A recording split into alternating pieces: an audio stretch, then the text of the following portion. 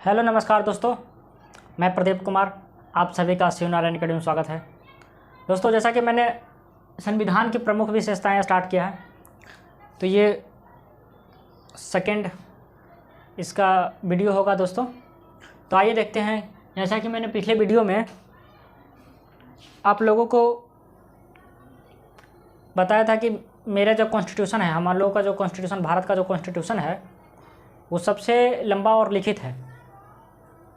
और दूसरा मैंने बताया था कि इसके प्रमुख स्रोत कहाँ कहाँ से लिए गए हैं। जैसे आप पढ़ते हैं कि संविधान संशोधन दक्षिण अफ्रीका से लिए गए हैं, राज्यपाल कहाँ से लिए गए हैं, ठीक है, राज्यसभा में जो सदस्य चुने जाते हैं कहाँ से, किस देश से वो कॉन्सेप्ट लिया गया है, राष्ट्रपति पर महाभियोग कहाँ से लिया गया है। तो इन सभी बातों को मैंने पिछले लेक्चर में कंप्लीट कर दिया था। तो आज हम लोग पढ़ेंगे थर्ड पॉइंट, नम्यता एवं अनम्यता का समन्वय। मतलब आप कह सकते हैं कठोर और लचीला, ठीक है। तो देखिए, जैसा कि जानते हैं, आप सब लोग जानते हैं कि हमारा कॉन्स्टिट्यूशन जो है 26 नवंबर 1949 को संविधान सभा द्वारा अंगीकृत किया गया था। अगर दोस्तों संविधान को कुछ भाग को कठोर और कुछ भाग को अगर नम्यता और अनम्यता कहने का मतलब यहाँ पे है कि संशोधन का एक प्रक्रिया होता है, संविधान संशोधन का प्रक्रिया है। तो जो संशोधन करना आसान है उसको आप नम्यता कह सकते हैं, और जो संशोधन करना कठिन है उसको अनम्यता कहेंगे, ठीक है। तो यही बात है कि अगर 1950 में 49 में कॉन्स्टिट्यूशन आप देखेंगे, लगभग 50 में, तो उस समय के परिस्थितियाँ और उस समय के समाज और दुनिया को चुनौती, जो देश के सामने चुनौती थी, और आज के समय में अगर संविधान संशोधन करना आसान नहीं होता तो बहुत ही ज़्यादा कठिन हो जाता है। जैसे अमेरिका का कॉन्स्टिट्यूशन जानते हैं कि वो संविधान संशोधन करना बहुत ही कठिन है, ठीक है। तो आइए देखते हैं, नम्यता एवं अनम्यता का यही मतलब है कि संशोधन और संशोधन में कठिन और आसान। तो संविधान का हम लोग जो है, हमारा जो कॉन्स्टिट्यूशन है, ना ज़्यादा लचीला है और ना ही ज़्यादा कठोर है। ऐसा नहीं है कि राजनीतिक जो लोग हैं वो अपने फ़ायदे के लिए कुछ कर सकते हैं, ऐसी बात नहीं है। संविधान के पूरे जो बेसिक स्ट्रक्चर है उसको भी बदल नहीं सकते हैं। जो बेसिक स्ट्रक्चर को नहीं बदल सकते हैं, बेसिक स्ट्रक्चर को तो आमतौर पर नहीं बदला जा सकता है, पर यहाँ पे कठोर करने का मतलब है, यहाँ पे देखिएगा, उससे पहले आप थोड़ा सा समझिए। आर्टिकल 368 मैंने बताया था कि संविधान संशोधन कहाँ से लिया गया है, दक्षिण अफ्रीका से। यदि आपने उस वीडियो को नहीं देखा है तो इसके प्ले लिस्ट में जाकर देख सकते हैं। तो संविधान संशोधन जो 368 में है, दो प्रकार से है। ऐसा संविधान संशोधन 3 प्रकार से होता है, एक सामान्य संशोधन, एक बहुमत से, और एक विशेष बहुमत, और एक सामान्य संशोधन होता है, एक होता है विशेष बहुमत, एक विशेष बहुमत प्लस आधे राज्यों का अनुमति। तो जो 368 में संशोधन आता है वो सिर्फ 2 प्रकार का संशोधन आता है, और जो सामान्य संशोधन आता है वो 368 के अंदर नहीं आता है। आप याद रखिए इस कॉन्सेप्ट को। तो विशेष बहुमत और विशेष बहुमत प्लस आधे राज्यों का अनुमोदन, ये मैं डिटेल से बताऊंगा, और जब 368 पढ़ाऊंगा संविधान संशोधन तो वहाँ पे और डिटेल से बताऊंगा। सिर्फ आप यहाँ पे ये याद रखिए कि नम्यता और अनम्यता का मतलब होता है कि हमारा कॉन्स्टिट्यूशन ना तो लचीला है और ना ही ज़्यादा कठोर है, मतलब परिस्थितियों के अनुसार हम उसमें बदलाव कर सकते हैं। ये हमारे संविधान के क्या है, एक विशेषता है। अब देखिए, फोर्थ है दोस्तों, एकात्मकता की ओर झुकाव के साथ साथ संघीय व्यवस्था। अब संघीय लक्षण, कुछ पॉइंट इसको देख लेते हैं तो आपको समझ में आ जाएगा। संघीय, इसके लक्षण क्या है, देखिए। संघीय लक्षण में होता है कि 2 सरकार, शक्तियों का विभाजन, लिखित संविधान, संविधान की सर्वोच्चता। संघीय का मतलब हुआ दोस्तों ऐसे, यहाँ पे कोई छोटा है और इसके अंदर में है, ठीक है।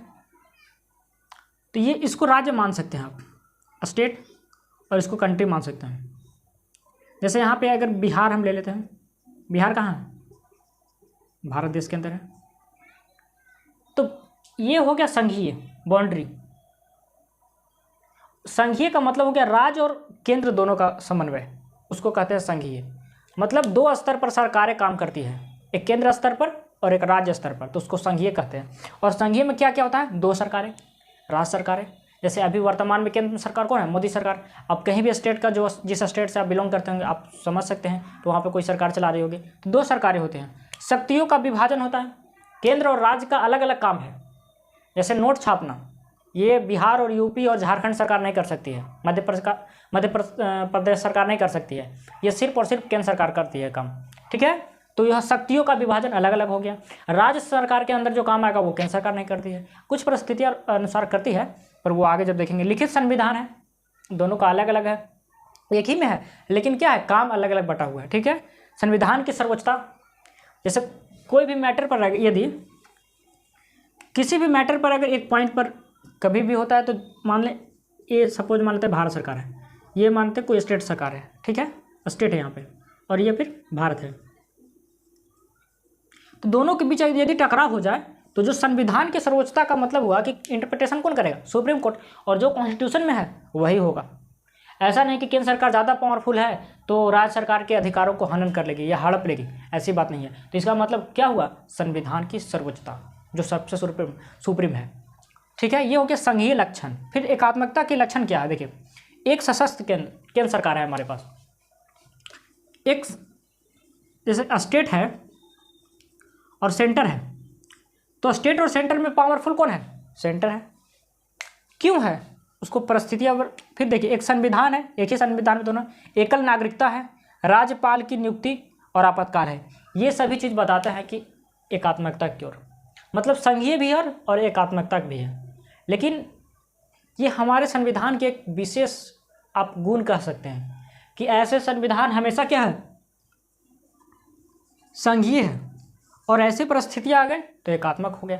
जैसे कोई देश आपातकाल है दोस्तों, देखिए यहाँ पे लिखा हुआ है दोस्तों आपातकाल। आपातकाल में क्या होता है, केंद्र सरकार की ओर, केंद्र सरकार के पास पूरे पावर हो जाता है। जब आपातकाल, राष्ट्रीय आपातकाल लगता है तो क्या होता है, केंद्र सरकार के पास सुप्रीम पावर हो जाता है, तो वहाँ पे संघीय ढांचा चला जाता है, तो हो गया एकात्मक। फिर देखिए एकल नागरिकता, जैसे अमेरिका में क्या है दोस्तों, और इंडिया में देखिए, अमेरिका में 50 स्टेट्स हैं, तो आप जिस स्टेट से वहाँ बिलोंग करते हैं, एक तो वहाँ स्टेट का सिटीजनशिप आपके पास होगा, नागरिकता होगा, और एक होगा यूएसए का, तो आपके पास डबल सिटीजनशिप हुआ। भारत में क्या है, सिर्फ और सिर्फ आप भारत के नागरिक हैं, भारतीय हैं, ना आप यूपी के हैं, ना आप झारखंडी हैं, ना आप बिहारी हैं, ना आप मध्य प्रदेश के, ना आप गुजराती हैं, आप सिर्फ और सिर्फ क्या हैं, भारतीय हैं। तो ये हुआ एकात्मकता का लक्षण बता रहा है। ठीक है, फिर देखिए राज्यपाल की नियुक्ति, जैसा कि आप जानते हैं कि राज्यपाल की नियुक्ति कौन करता है, केंद्र सरकार। और केंद्र सरकार क्या करता है, एक एजेंट के तौर पर, आप एजेंट भी सही नहीं है कहना, पर वह स्वतंत्र है। फिर भी क्या होता है, यहाँ पे भारत, यहाँ पे दिल्ली है, यहाँ पे देखिए सेंट्रल सरकार हो, सेंट्रल, और यहाँ पे क्या है, स्टेट। और सेंट्रल सरकार का, केंद्र सरकार का क्या होता है, एक राज्यपाल नियुक्त हो रहा है। तो क्या बता रहा है कि यहाँ पे ये केंद्र सरकार है और यहाँ पे क्या है, स्टेट है, और केंद्र सरकार के प्रतिनिधि के रूप में कौन काम कर रहा है यहाँ पे, राज्य में राज्यपाल। तो क्या हुआ, एकात्मक ही तो लक्षण बता रहा है। जबकि राज्य में वो कोई भी सरकार हो, वहाँ की जनता द्वारा चुनी हुई सरकार है, परंतु वहाँ का काम सही हो रहा है या नहीं हो रहा है, संविधान के अकॉर्डिंग हो रहा है या नहीं हो रहा है, तो उसका देखने का काम कौन है, केंद्र सरकार के रूप में प्रतिनिधि कौन होता है, राज्यपाल होता है। तो ये एकात्मकता लक्षण हुआ। ठीक है दोस्तों, और एक ही संविधान है। तो आप जान गए होंगे कि संघीय एकात्मकता की ओर झुकाव, मतलब हमारा कॉन्स्टिट्यूशन किसके ओर है, एकात्मकता की ओर है, ऐसा होता ना।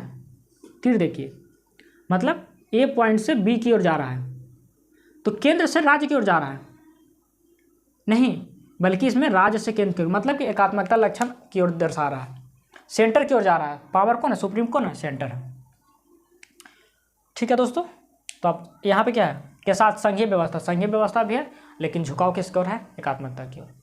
फिर देखिए, संघीय शब्द जो है हमारे कॉन्स्टिट्यूशन में कहीं भी लिखा नहीं है, संघीय शब्द नहीं लिखा हुआ है, बल्कि जब मैं पढ़ाऊंगा आप लोगों को संघ एवं राज्य व्यवस्था, उसमें जो, तो उसमें आप लोग का आर्टिकल फर्स्ट में पढ़ना होगा, राज्यों का संघ, India that is Bharat shall be the union of states. ठीक है, भारत क्या है, राज्यों का संघ है। तो संघ शब्द जो है नहीं है, संघीय शब्द कहीं भी आपको नहीं मिलेगा कि भारत एक संघ है, बल्कि राज्यों का एक संघ है। ठीक है, उसके उस रूप में भारत को क्या किया गया, डिफाइन किया गया। आगे देखते हैं, 4 पॉइंट तक हम लोग पढ़ लिए।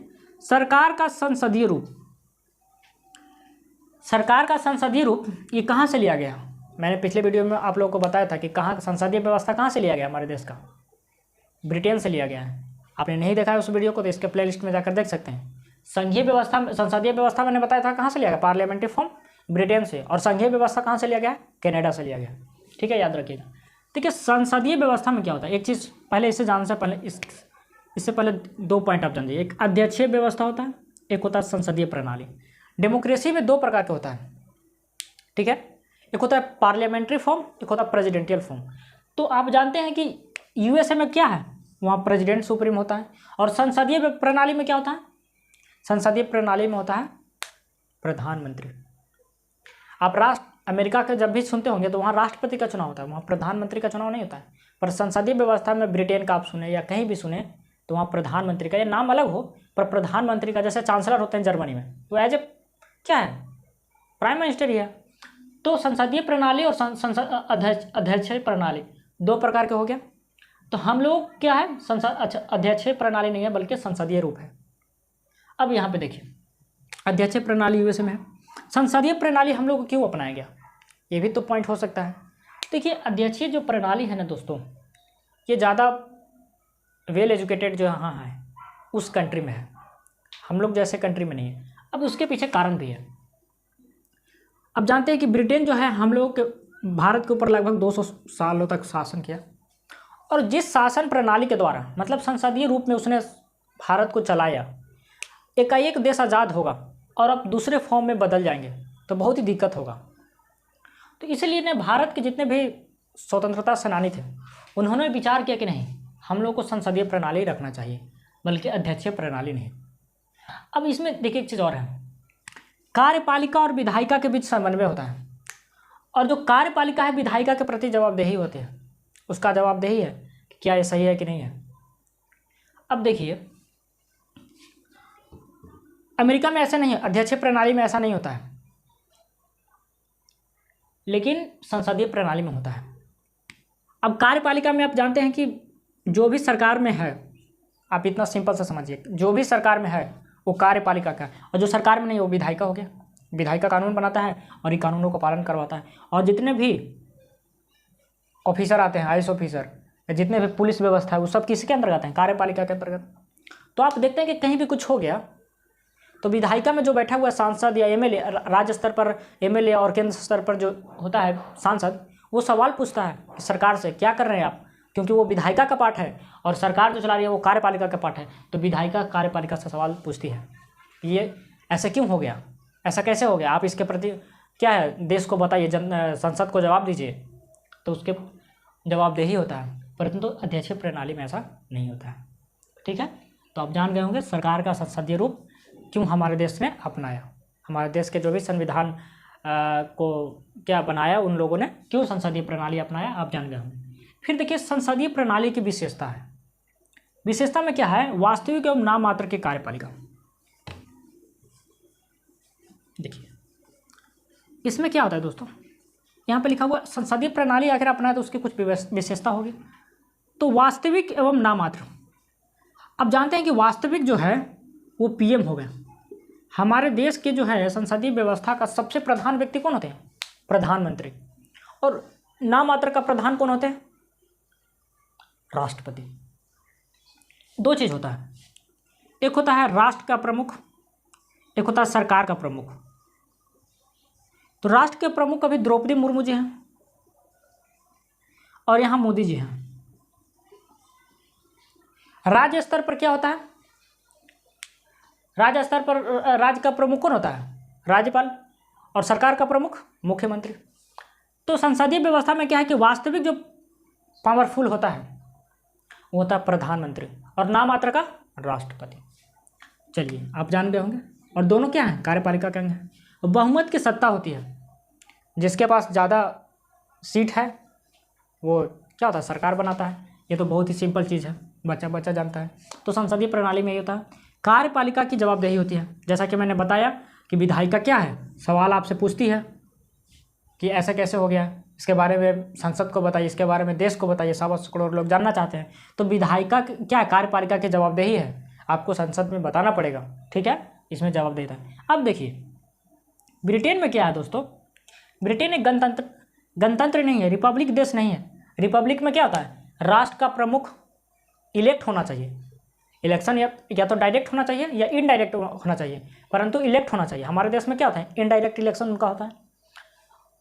तो ब्रिटेन में क्या होता है कि वहाँ राजशाही है, और राजशाही में जैसा कि आप सभी लोग जानते हैं कि राजा का बेटा राजा बनेगा, है कि नहीं। तो बेटा या बेटी भी वहाँ बनती है। लेकिन भारत में, भारत गणतंत्र और यहाँ इलेक्शन होता है, इनडायरेक्ट वे में इलेक्शन होता है, ठीक है। तो संसदीय प्रणाली ब्रिटेन और भारत में क्या अंतर है ये मैं बता रहा हूँ। फिर वहाँ पे देखिए, वहाँ का जो संसद है बहुत ही ज़्यादा पावरफुल है, बहुत ही ज़्यादा पावरफुल। जैसे आप लोग जानते होंगे, देखिए मैं बताता हूँ, यूएसए और भारत। यूएसए में जो जुडिशरी है दोस्तों बहुत ही ज़्यादा पावरफुल है, बहुत ही ज़्यादा पावरफुल, ठीक है। और भारत में क्या है, यहाँ सॉरी, और एक चीज़ और देखिए, और ब्रिटेन में क्या है दोस्तों, लेजिस्लेटिव, मतलब पार्लियामेंट, आप समझ सकते हैं। पार्लियामेंट क्या है, बहुत ज़्यादा पावरफुल है। लेकिन भारत में दोनों का बीच का है, समन्वय है, न जुडिशरी ज़्यादा पावरफुल है और न ही ज़्यादा पार्लियामेंट पावरफुल है। बल्कि अगर पार्लियामेंट के द्वारा बनाए गए कानून कोई गलत होते हैं तो संविधान क्या करता है, जुडिशरी उसको चेक करता है कि संविधान के अनुसार सही है नहीं है। तो हमारे यहाँ ना तो पार्लियामेंट सुप्रीम है, ना ही जुडिशरी सुप्रीम है, बल्कि एक समन्वय है, ठीक है। लेकिन यहाँ क्या है, भारत में ऐसा शक्तिशाली नहीं है पार्लियामेंट, ठीक है। ब्रिटेन के पार्लियामेंट के बारे में तो कहा जाता है कि सिर्फ ये लड़का को लड़की नहीं बना सकता है और लड़की को लड़का नहीं, बाकी सभी काम कर सकता है। ब्रिटेन का पार्लियामेंट के बारे में एक वहीं के एक संविधान के बहुत बड़े जानकार थे, उन्होंने ऐसा स्टेटमेंट दिया था। इससे यही साबित होता है कि वहाँ का पार्लियामेंट कितना सुप्रीम है, ठीक है। तो आइए दोस्तों, संसदीय रूप तक हम लोगों ने देखा। अब देखते हैं संसदीय संप्रभुता एवं न्यायिक सर्वोच्चता में समन्वय। मैंने 6 पॉइंट में ही बता दिया कि हमारे देश के जो संविधान निर्माता थे उन्होंने संसदीय रूप को क्यों रखा, अध्यक्षीय रूप को क्यों नहीं रखा, ठीक है। तो उसी का एक अगला पॉइंट दिया हुआ है लक्ष्मीकांत में, कि उसी में मैंने डिस्कस कर दिया था।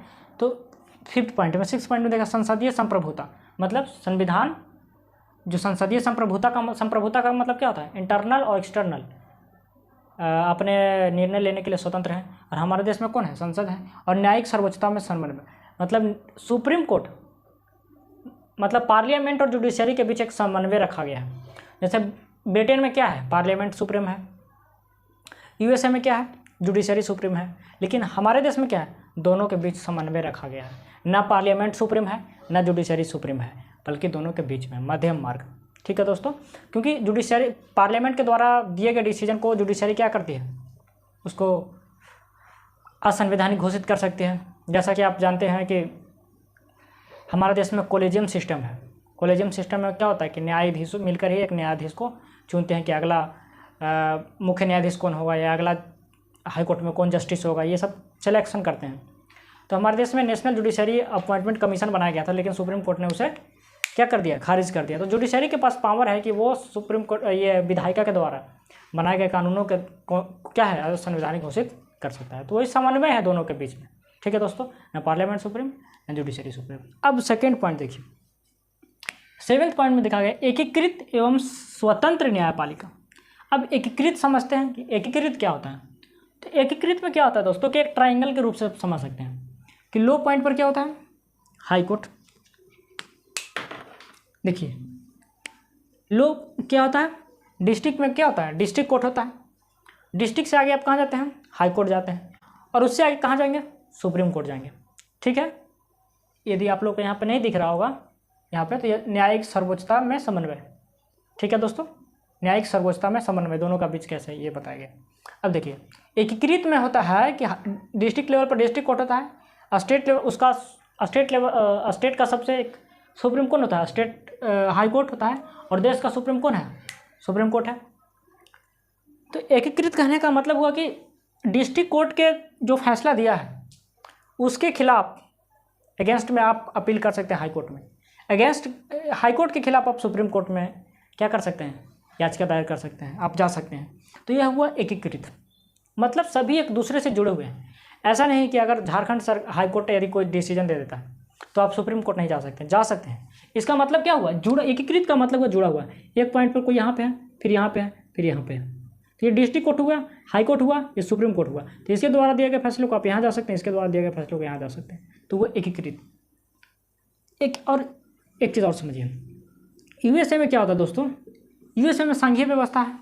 तो यूएसए में संघीय के लिए अलग है, ठीक है, स्टेट का को अलग है। स्टेट के द्वारा दिए गए फैसले को आप संघीय जो न्यायालय है वहाँ का, उसमें चुनौती नहीं दे सकते हैं। तो इसका मतलब हुआ कि वहाँ एकीकृत न्यायपालिका नहीं है, स्वतंत्र न्यायपालिका वहाँ एकीकृत नहीं है, ठीक है। एकीकृत होता तो जुड़ा हुआ होता। अब अगला पॉइंट देखिए, एकीकृत हम लोग समझ गए, एकीकृत दोस्तों समझ गया। एकीकृत का मतलब होता क्या होता है, स्वतंत्र न्यायपालिका का मतलब क्या हुआ, स्वतंत्र का मतलब यही होता है कि आप कोई भी निर्णय आप अपने स्वेच्छा से ले रहे हैं, अपनी इच्छा से ले रहे हैं, अपने बलबूते ले रहे हैं, तो इसका मतलब हुआ कि आप स्वतंत्र हैं, ठीक है।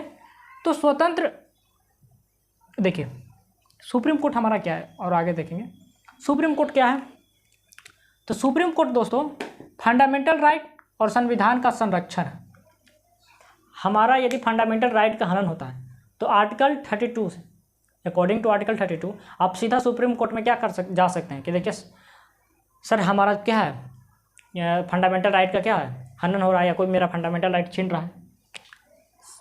अब संविधान का संरक्षण मतलब इंटरप्रिटेशन करने का, संविधान में लिखी हुई बात उसका मतलब क्या होगा, ये काम सरकार का नहीं है बल्कि ये काम जुडिशरी का हुआ, मतलब संविधान का संरक्षण बनाया गया उसको, और फंडामेंटल राइट का है हमारा है। फिर देखिए स्वतंत्र कहने का मतलब क्या हुआ, न्यायाधीशों के कार्यकाल की सुरक्षा दिया गया। स्वतंत्र है कि आप निर्णय स्वतंत्र रूप से ले रहे हैं, तभी तो जब जुडिशरी में कोई बैठा हुआ जस्टिस है उसका कार्यकाल मतलब 65 साल होता है, तो आपको उसको अधिकार है, उसके पास राइट है कि हमको सरकार जल्द हटा नहीं सकती है। हटाने का एक प्रोसेस है, परंतु मनमाने तरीके से नहीं हटा सकती है कि मैंने इस सरकार के खिलाफ फैसला दे दिया तो सरकार मुझे कल हटा देगी, नहीं। तो जब आप भय से मुक्त होंगे तो आप स्वतंत्र होंगे। आप यदि किसी के अंडर रह रहे हैं, इसका मतलब आपके ऊपर भय है, सिंपल सा मतलब हुआ। तो स्वतंत्र का यही मतलब हुआ। फिर है सेवा शर्तें, संचित निधि से वो कितना भी पैसा खर्च कर सकते हैं, सुप्रीम कोर्ट के ऊपर या हाई कोर्ट के ऊपर किसी भी चाय पानी या किसी भी में ख़त्म हो सकता है, तो सरकार इस पर क्या है, वोट वगैरह नहीं करा सकती है। विधायिका में बहस नहीं हो सकता, ऐसा नहीं कि पार्लियामेंट में आप बहस कर रहे हैं कि ये जस्टिस जो है ये गलत कर रहे हैं, वो जस्टिस जो है सही कर रहे हैं। मतलब क्या है, पार्लियामेंट विधायिका से क्या है, इन लोगों को इन सब चीज़ों से संरक्षण मिला है, किसको, जुडिशरी को। तो वही हुआ, जब आपको भय से मुक्त हैं तो इसका मतलब क्या हुआ, स्वतंत्र है, तो स्वतंत्र न्यायपालिका। अब आगे देखिए फंडामेंटल राइट क्या है। फंडामेंटल राइट मौलिक अधिकार हम लोगों को है, जैसा कि आप लोगों को आगे और डिटेल से बताएंगे, लेकिन ये क्या है, संविधान की हमारे विशेषताएं हैं, तो उसमें से थोड़ा थोड़ा क्या है, आप एक कह सकते हैं ट्रेलर आप देख रहे हैं। तो फंडामेंटल राइट हमारा पार्ट 3 में है और आर्टिकल 12 to 35 है, ठीक है।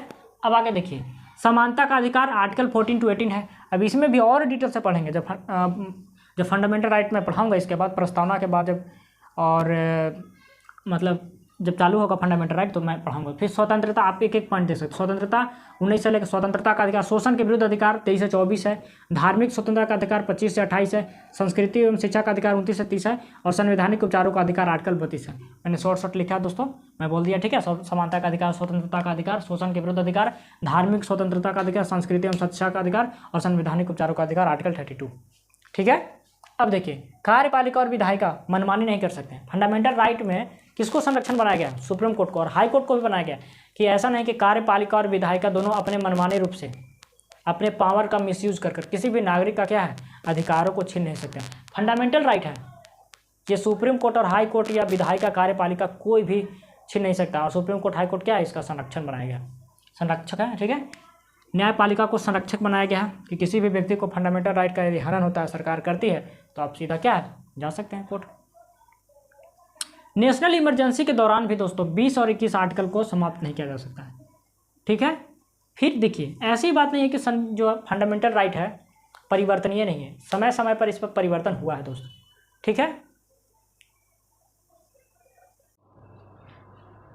आइए दोस्तों अब हम लोग देखते हैं डीपीएसपी। डीपीएसपी क्या है, भाग 4 आर्टिकल 36 से 51 तक है, ठीक है। इसका उद्देश्य क्या है, कल्याणकारी राज्य की स्थापना करना, मतलब राज्य में जो रह रहे हैं उनका कल्याण हो, तो कल्याणकारी राज्य की स्थापना करना है। जैसे फंडामेंटल राइट क्या है, एक पॉलिटिकल राइट है, पॉलिटिकल है वो चीज़, ठीक है। लेकिन डीपीएसपी में कहा गया कि राज्य में रहने वाले वो लोगों का कल्याण हो, कल्याण कर राज्य के कुछ उद्देश्य हैं इसके। और जब डीपीएसपी जब मैं स्टार्ट करूँगा तो आप देखेंगे कि कैसे डीपीएसपी जो है सरकार से अपेक्षा रखती है कि नागरिकों को कैसे मतलब सुविधा दिया जाए जिससे कल्याणकारी उनका कल्याण हो सके। फिर देखिए इसमें आपको सामाजिक, गांधीवादी और उदार जो है बौद्धिक जो है आपको दर्शन दिखेगा। जब डीपीएसपी पढ़ेंगे और मैं पढ़ाऊँगा जब, तो आप लोग देखेंगे कि इसमें सामाजिक कैसे दिखेगा। गांधीवादी, जैसे गांधीवादी में आप देखते हैं कि गांधी जी का प्रबल विश्वास था कि जो सरकार का स्तर होना चाहिए वो निचले स्तर से होना चाहिए। तो आज देखते हैं कि पंचायती राज व्यवस्था है, तो गांधी दर्शन है, ठीक है। उदार बौद्धिक है, जैसे पेड़ों का संरक्षण है, शराब नहीं पीना, ये सब क्या है सामाजिक में, गांधी उदारवादी में है। फिर इसका कार्य क्या है, सामाजिक और आर्थिक लोकतंत्र की स्थापना करना। अब आप देखते हैं कि राजनीतिक लोकतंत्र, शॉर्ट लिख देते हैं, सामाजिक और आर्थिक, तो ये तीनों होता है। तो आप चाहे अंबानी साहब वोट दें चाहे आप वोट दीजिएगा, एक आदमी का वोट का वैल्यू एक रहेगा। तो हो गया राजनीतिक लोकतंत्र। पर सामाजिक स्तर पर हमारा देश बहुत ही जाति में, पंथ में, क्षेत्र में बटा हुआ है। तो सामाजिक लोकतंत्र कैसे है, समाज में ना कोई ऊंच हो ना कोई नीच हो, जाति आधारित ना किसी को ठेस पहुंचाए ना किसी को अपमानित करे, ना किसी कोई श्रेष्ठ हो जाए जाति के आधार पर कि ये जाति में पैदा लिए तो आप श्रेष्ठ हो गए और इस जाति में पैदा लिए तो आप नीच हो गए। तो वो अगर वो जब बराबर होगा तो वो सामाजिक लोकतंत्र हो गया।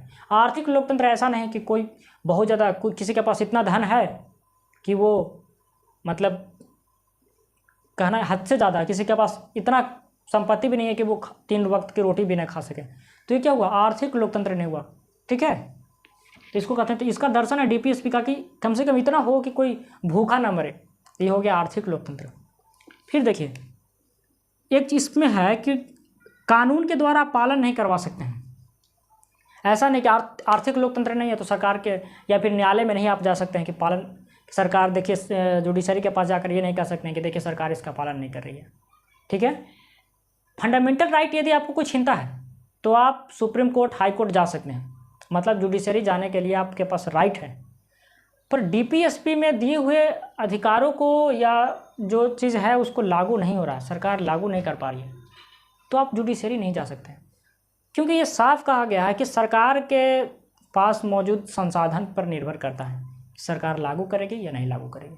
आप सरकार पर दबाव नहीं डाल सकते हैं, जुडिशरी जाने, हाँ दबाव डाल सकते हैं, पॉलिटिकल रूप से होता है, जो हम लोग पढ़ेंगे एक प्रेशर ग्रुप होता है, पॉलिटी में कॉन्सेप्ट है, लेकिन जुडिशरी आप नहीं जा सकते हैं लागू करवाने के लिए, इसका सीधा सा मतलब हुआ। 1980 में ये मामला और इंदिरा गांधी के समय में काफ़ी हुआ था कि डीपीएसपी बढ़ा है कि फंडामेंटल राइट बढ़ा है, क्योंकि डीपीएसपी कुछ चीज़ों को लागू करने के लिए फंडामेंटल राइट के कुछ दायरों को सीमित किया जा रहा था। जैसे मान लेते हैं कि डीपीएसपी दोस्तों, तो फंडामेंटल राइट का ये डीपीएसपी इसको लागू करने के लिए एफआर है और ये डीपीएसपी है। तो डीपीएसपी लागू करने के लिए फंडामेंटल राइट के इतने भाग को क्या कर रहा था कि कवर कर ले रहा था। तो एक बहुत दिनों तक पार्लियामेंट और जुडिशरी के बीच कॉन्फ्लिक्ट होते रहा, क्योंकि पार्लियामेंट तो चाहेगा ना कि हम इसको लागू करें, जिससे पॉलिटी में आना भी है, समाज की सेवा भी करना है, तो टकराव हो जा रहा था। फंडामेंटल राइट के जो संरक्षक थे वो चले जा रहे थे हाई कोर्ट, सुप्रीम कोर्ट कि देखिए डीपीएसपी लागू करने के लिए फंडामेंटल राइट को कम किया जा रहा है।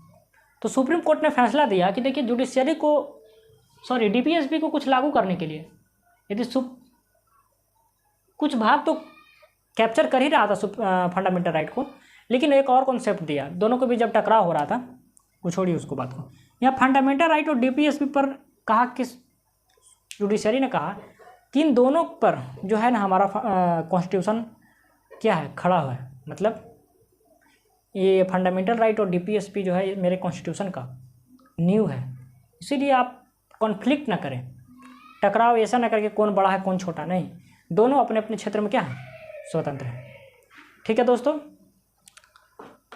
तो मैंने यहाँ तक कंप्लीट कर दिया दोस्तों। अब आगे से हम मौलिक फंडामेंटल ड्यूटी इसमें पढ़ाएंगे।